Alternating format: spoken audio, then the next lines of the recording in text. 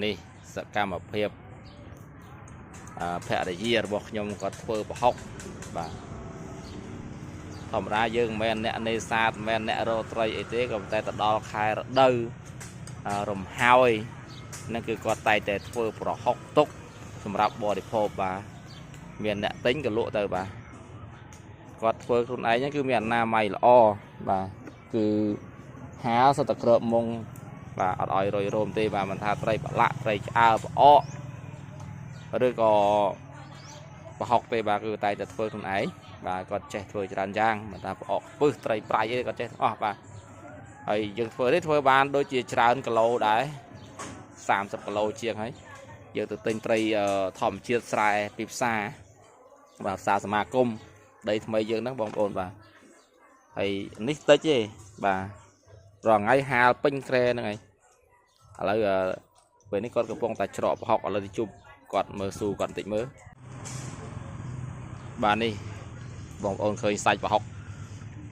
នេះប្រហុកត្រីផ្ទក់អានេះយើងចំហុយក៏បានលាងទឹកឲ្យស្អាតអាំងក៏បានដែរបាយក្តៅក្តៅមកនិយាយវាឆ្ងាញ់ណានេះមើលគាត់ធ្វើបាទហាលសិតតែចងមុងអញ្ចឹងមើលម៉ាក់ងាកមកនេះញឹមមួយមើលញឹមមួយមើលអ្នកធ្វើប្រហុកបាទហើយបានច្រើនហើយបានទាំងអស់ប្រហែលគីឡូហើយប្រហែលថ្ងៃនេះ40គីឡូអានេះបានសានៅក្នុង10 40គីឡូបាទមានប្រហុកត្រីផ្ទក់មានប្រហុកត្រីកាភ្លៀងមានត្រីចម្រុះបាទហើយ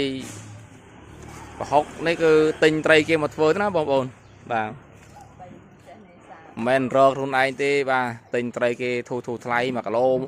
2000 2500ត្រីស្រែបាទទិញទៅផ្សារសមាគម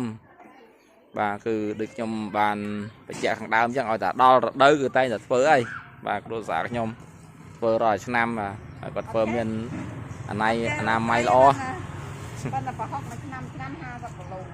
បាទធ្វើត្រីប្រហុកហូបក៏ត្រីប្រហុកដែរមុនកើតប្រហុកហ្នឹងយើងយកមកថ្ងៃណាដល់ថ្ងៃដែលយើងធ្វើនោះយើងរើសល្អអាំងទៅអាំងទៅធ្វើទឹកជ្រលក់ទៅ